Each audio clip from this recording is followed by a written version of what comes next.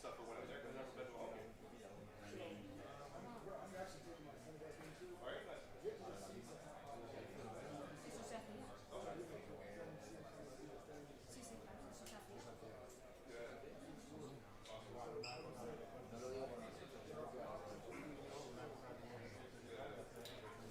No, yo nunca subí. So my sister, well, she left to take La que subí ahora. her husband. Sí, sí,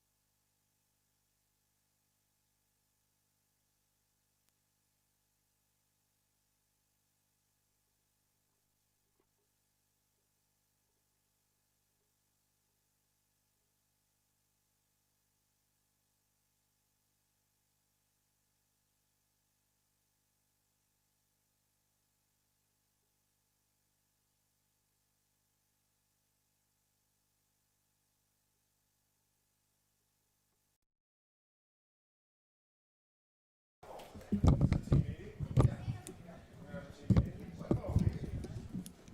like, yeah, I know, yeah. Apollo, this is Apollo 15 or Apollo 18. Just came from space. These things on. Hello. Oh, yeah, all right. Dumb and Dumber to the podium. Get that up there. Welcome to Madrid. Just obviously practice is practice, but have you had a chance at all to sample the fare in Madrid, or has it just been business so far? Both of you.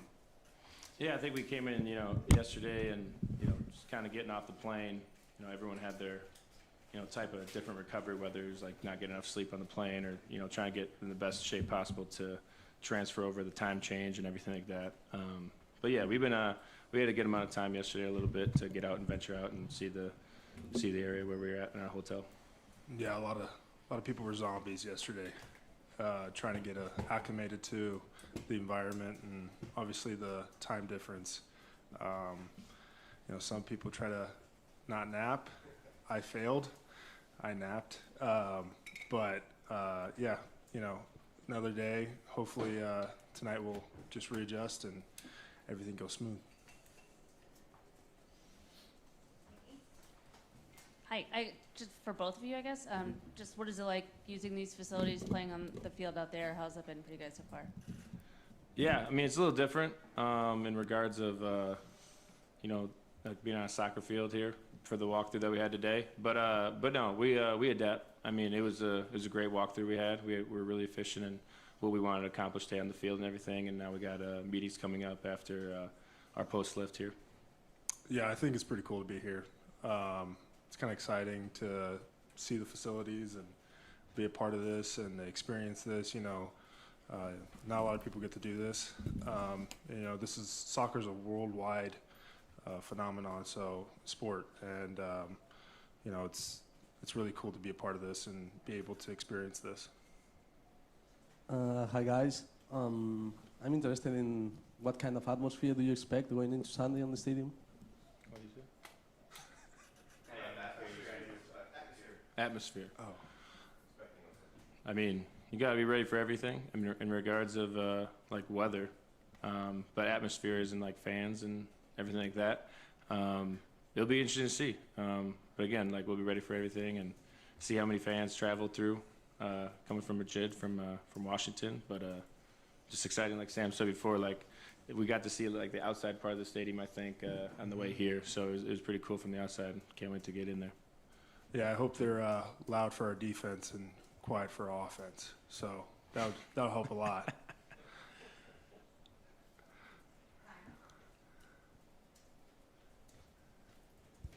One of the things Dan has talked about is getting away and spending their time together and how beneficial it was last year in Arizona. What can this team gain at this point in the season from a week like that?